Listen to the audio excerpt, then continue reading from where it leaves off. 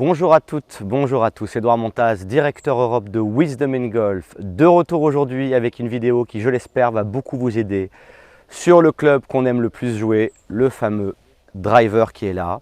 Donc j'ai mon nouveau driver Z785 de Srixon avec un shaft un peu plus léger qu'avant, toujours du stiff mais beaucoup plus léger, donc j'en suis absolument ravi.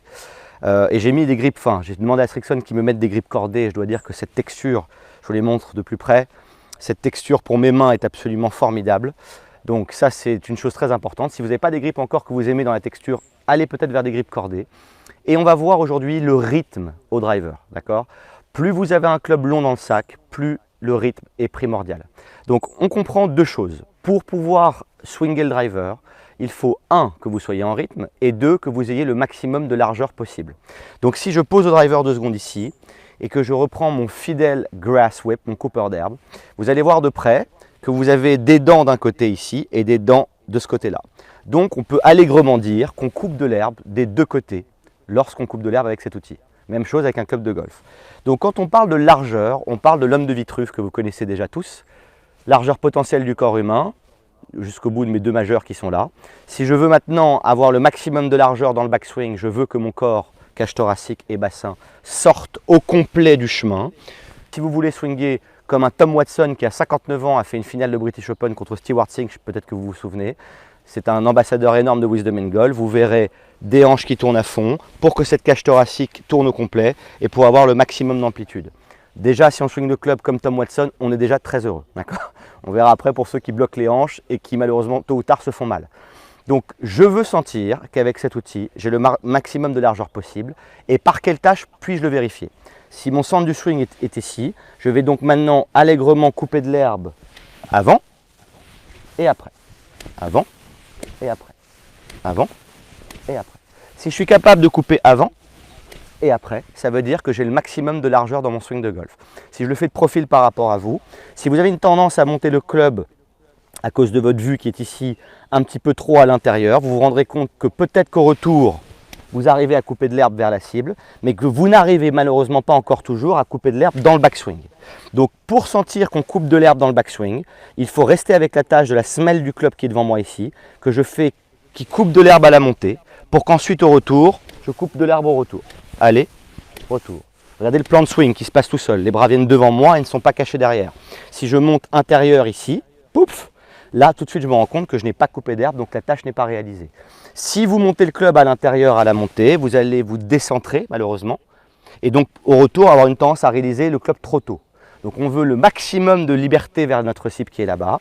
Donc maximum de coupage d'herbe à la montée, maximum de coupage d'herbe au retour. Et quand vous comprendrez et ressentirez cette sensation, vous serez prêt et armé pour swinger le driver. Donc maintenant, si je prends mon driver ici, j'ai encore une fois, et c'est pour ça qu'un driver est dessiné, j'ai une belle semelle avec laquelle je vais couper ici. Donc je prends mon grip et je veux clairement sentir que je coupe de l'herbe dans le backswing, regardez bien, comme le club dans le backswing coupe, et coupe de l'herbe vers la cible, ici. Avant, après. Avant, après. Avant, après. Avant, après. Donc là, j'ai mes deux coupages d'herbe des deux côtés qui me permettent, par cette tâche, de valider que je suis assez large. Si je monte le club trop extérieur ou que je le place intérieur, je ne coupe pas d'herbe. Donc, je sens cette semelle de club, ici, qui glisse sur l'herbe à la montée. Regardez bien comment je le fais. Je suis déjà dans mon mindset, dans mon focus. J'ai l'impression que mes deux bras et mon club retombent dans le leur downswing pour repartir vers le backswing. Donc, je récupère ce cycle. Je plante, je coupe. Je plante, je coupe. Là, je suis dans la largeur la plus totale. De profil, là, vous allez vite voir de profil que si je viens trop, je garde le club près de moi ici intérieur, je n'ai pas coupé d'herbe. Maintenant, je coupe dans le backswing. Je suis dans le process de revenir vers vous dans mon perpétuel.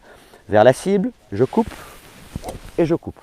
Si je coupe des deux côtés, je suis dans le plan. Maintenant, on va mettre donc une balle et là, on va arriver dans la deuxième partie de la vidéo, c'est-à-dire le rythme. C'est pour ça que j'ai pris plusieurs balles ce matin pour justement essayer de comprendre ça. Donc, la première étape qu'on veut, c'est arriver à pouvoir swinger cet outil sans avoir besoin de pousser dessus ou tirer dessus. On veut sentir que ce cercle traque son propre arc. On veut sentir que les deux bras et le club sont placés, si vous voulez, par la gravité. Donc moi, l'intention que j'ai à la montée, c'est couper mon herbe et je laisse aller.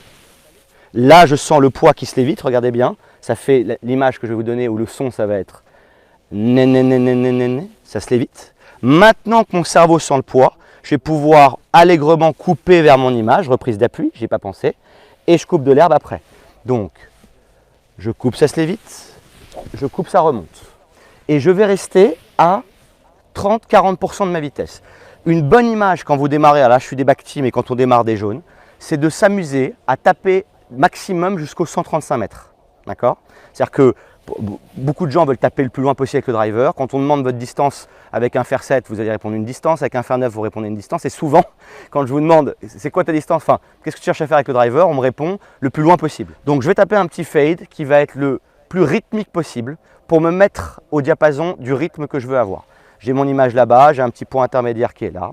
Et on va faire un léger fade. Ma seule tâche va être de couper de l'herbe avant, couper de l'herbe après. Super. La gravité passe là. Donc 30% de ma vitesse. Mon but n'est pas la vitesse, mon but est de réaliser mon coupage d'herbe. Je coupe de l'herbe avant allègrement et après. J'ai mon beau petit fade. Et ce qui est surprenant, c'est que là, j'ai vraiment eu l'impression de ne rien faire. Et le tee est toujours là. Et pourtant, la balle a quand même été assez loin. Elle, à mon avis, a dû aller jusqu'à 170, 180 mètres là-bas. Et je me dis, mais ça, je peux le répéter même un jour où je ne suis pas en forme. Alors quand vous jouez avec la gravité, vous vous rendrez compte que vous êtes de plus en plus en forme au fil du temps. Mais avant tout, avant de parler de profondeur, de distance et toutes ces choses-là, on veut parler de rythme. Donc cet outil, imaginez que j'ai un driver qui fait 10 mètres de long devant moi. Vous savez, dans les concours de drive, parfois les tricks, les joueurs qui s'amusent à avoir des clubs petits, grands, taper avec le putter. J'ai un club très long devant moi ici, qui s'allonge sur 8-10 mètres. Je vais attendre qu'il complète son cycle. Et je vais me mettre au diapason du club. Donc je danse avec lui et je le laisse me faire danser. Vous voyez cette image? C'est l'inverse du pitbull avec la poupée qui place l'outil. Donc je recommence mon petit fade.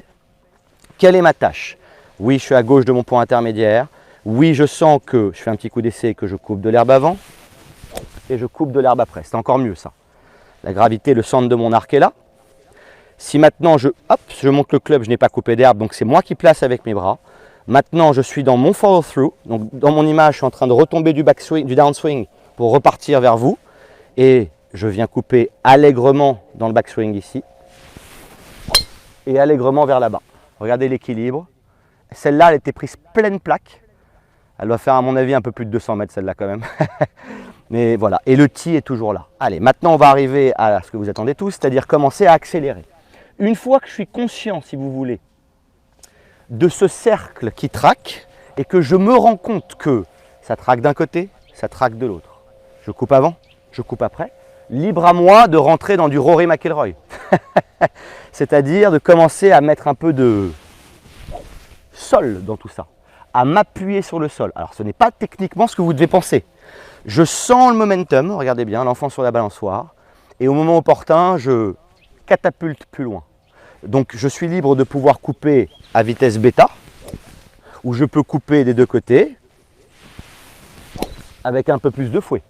Donc c'est ce qu'on va faire, on va monter à maximum 80-90% de ma vitesse, point intermédiaire, mon fade que j'aime tant, je me mets en place. Est-ce que je sens ce fouet qui traque? Oui, je sens le cercle qui va couper de l'herbe là. Là j'y suis pas, là je place, là je coupe, je me mets ici. Et maintenant j'accumule et je vais mettre un peu plus d'autorité à travers ce fouet. Je coupe à la montée et j'accélère. Voilà, donc là évidemment on va arriver à ma distance au drive de moyenne, c'est-à-dire 2,35, 2,40 à peu près. Et je vais vous dire un truc très drôle, c'est que les deux swings d'avant étaient plus agréables pour moi. C'est-à-dire que là en accélérant, il y a eu un peu de tension. Et je me rends compte que peut-être que je dois accepter de taper 225, 230 mètres tranquillement, plutôt que chercher 250, 255 en sortant de mes chaussures. Vous voyez ce que je veux dire? Quoi qu'il arrive, on veut toujours être rythmique et on veut toujours être large. Je pourrais vous dire encore d'autres choses sur le driver, on va s'arrêter là pour cette vidéo. N'hésitez pas à mettre un commentaire en dessous et me donner votre feedback sur ce test rythmique et ces doubles coupages des deux côtés. A très bientôt sur YouTube et que la force du driver soit avec vous. Ciao les guys. J'espère que cette vidéo vous a plu. Si c'est le cas, n'hésitez pas à vous abonner à ma chaîne pour recevoir en temps réel toutes mes dernières vidéos. A très bientôt pour la quête du swing du golf sans effort et pour progresser ensemble.